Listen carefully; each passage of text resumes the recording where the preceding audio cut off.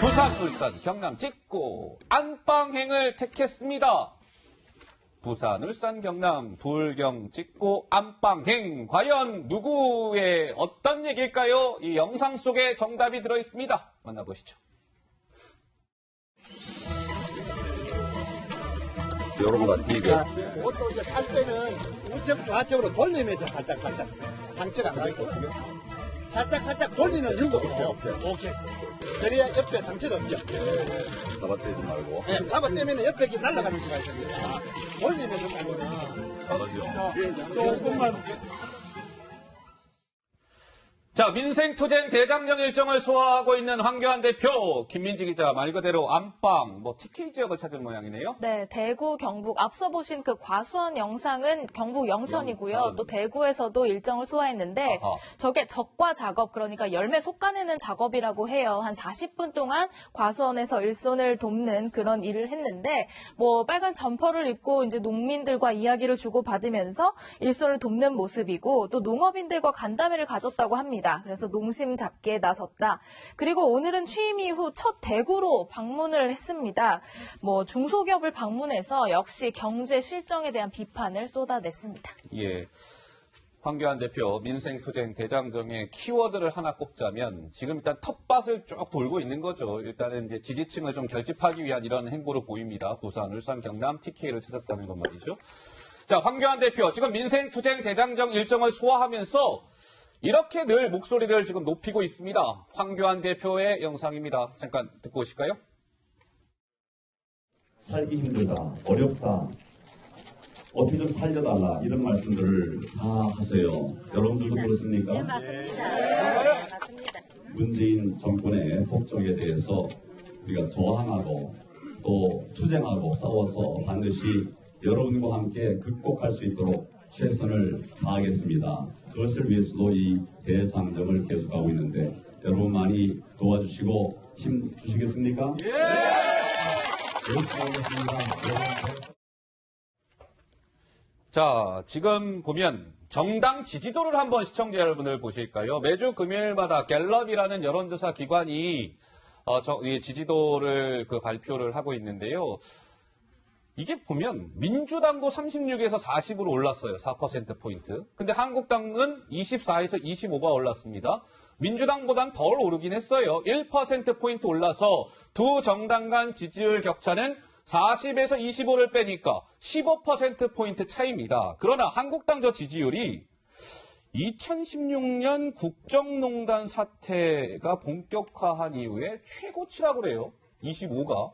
그러니까 한국당의 저 민생투쟁 대장정이 뭔가 보수 진영을 결집하고 있는 데는 그래도 좀 플러스 요인이 되고 있다고 봐야 될까요? 어떻습니까? 예, 일단은 보면은 1년 전에는 그 지지율 격차가 무려 42%나 됐는데 지금은 어쨌든 15%로 격차가 줄었다. 예. 물론 저기 있는 지금 여론조사, 갤럽 여론조사 말고 다른 여론조사에 하면 저보다 배나 더 많이 줄었다라고 하는 여론조사도 있습니다. 예. 그러니까 그런 거 보면은 나름대로 지금 현재 전국에 지금 전국을 쭉 돌면서 지금 민생투쟁 하고 있다고 하잖아요. 그 자체가 나름대로 현재 특히 영남 지역에서는 좀 어느 정도 먹히는 거 아닌가. 먹히는 것 같다. 특히 지금 보면은 대개 이제 이 바깥에서 장유 투쟁을 할 때는 세과시를 많이 하거든요. 네. 근데 지금 황교안 대표 같은 경우는 대표 혼자하고 그다음 수행비서, 그다음에 몇몇 당직자, 10명도 안 되는 사람들만 이렇게 쭉 배낭 메고 다니는 거거든요. 예. 말 그대로 어떻게 보면 말은 민생 투쟁이라고 하지만 실제로는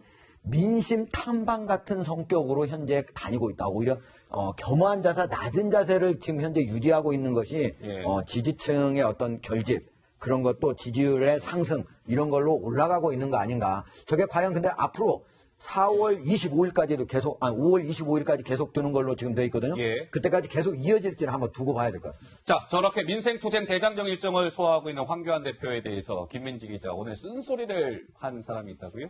네, 저렇게 밖에 나가서 돌고 있는 저런 투쟁 방식이 좀 구시대적이다. 이렇게 비판이 나왔거든요. 누가 한 소리인지 한번 직접 보시죠.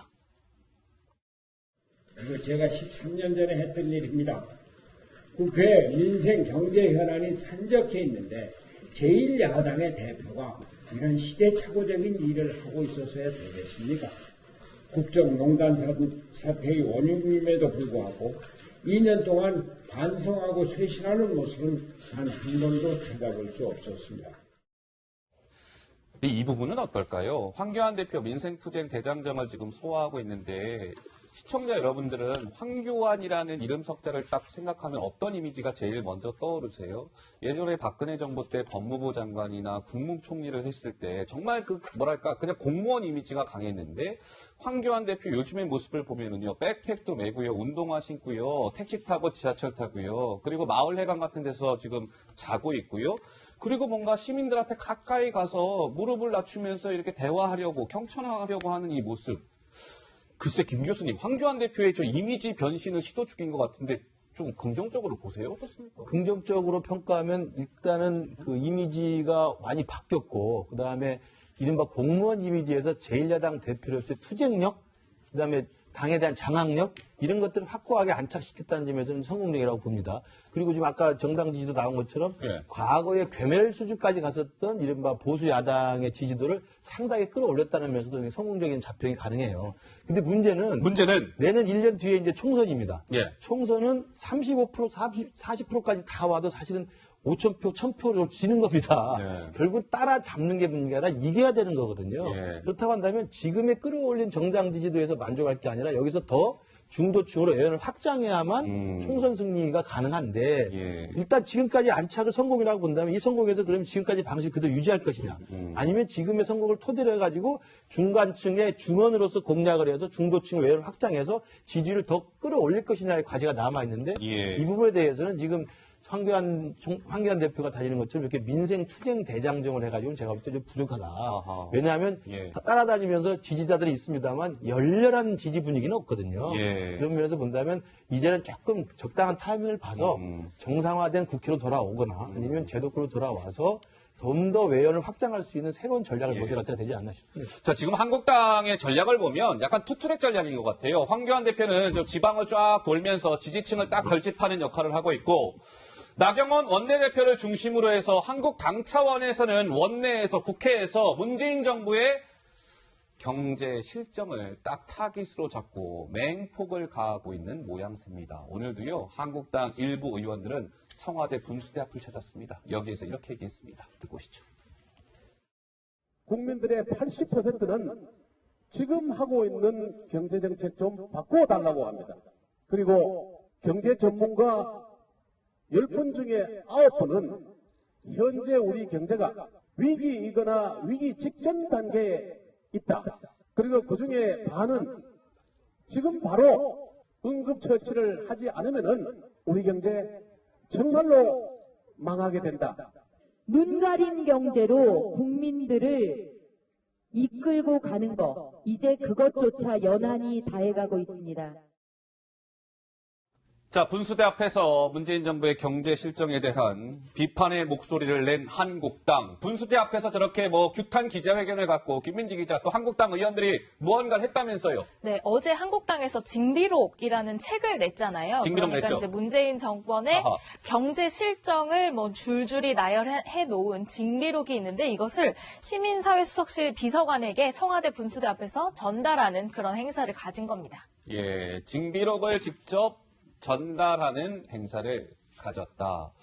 그러니까 이 징비록이라는 것은 문재인 정부의 경제 실정을 카테고리별로 쭉 정리를 한 책이고요. 그것을 실제로 한국당이 어제 발간을 해서 황교안 대표에게도 전달식을 갖는 장면을 저희가 전해드린 것 같은데, 지금 보시는 바와 같이 추경호 한국당 의원이 청와대 관계자에게 분수대 앞에서 한번 청와대 관계자들 보십시오 라고 하면서 징비록을 전달하는 그런 행사까지 가졌다고 합니다. 하국장의 말씀을 끝으로 좀 짧게 한번 들어볼까요? 제가 이게 194쪽짜리인데 제가 이 징비록을 가지고 나왔는데요. 진짜 징비록 갖고 오셨네요? 예, 일부만 제가 앞쪽만 출력을 너무 해오셨군요. 두꺼워서 이제 가지고 나왔습니다. 근데 사실 징비록은 이제 임진왜란 때 유성룡 그 재상이 그 자기 자신이 왜 준비를 이렇게 못했을까 하는 것들을 스스로 한탄하면서 만든 책 아닙니까? 그러니까 제가 보니까 문재인 대통령 2년 동안에 고용 분배 재정 여러 가지 탈원전 4대강까지 10가지 항목으로 아주 잘못된 부분들을 아주 정리를 잘했어요. 조목조목. 잘했는데 이거는 사실은 청와대하고 예. 경제부총리가 좀 정리를 하는 게 더 맞았다. 자기 스스로 이게 왜 예. 잘못됐을까? 뭐 최저임금제도 뜻은 좋았겠지만 그리고 주 52시간 이런 것들을 했어야 되고 예. 사실 자유한국당이 징비록을 하려고 했으면 예. 과거에 탄핵백서라고서 오히려 탄핵한 사람을 탄핵하자고 하면서 친박에서 탄핵백서 만들어야 됐는데 오히려 그쪽에서 왜 우리가 만든 대통령은 탄핵을 당했을 수밖에 없었는가 예. 그것을 스스로 징비록을 만들었어야죠. 예. 네. 징비록 얘기까지 해봤습니다.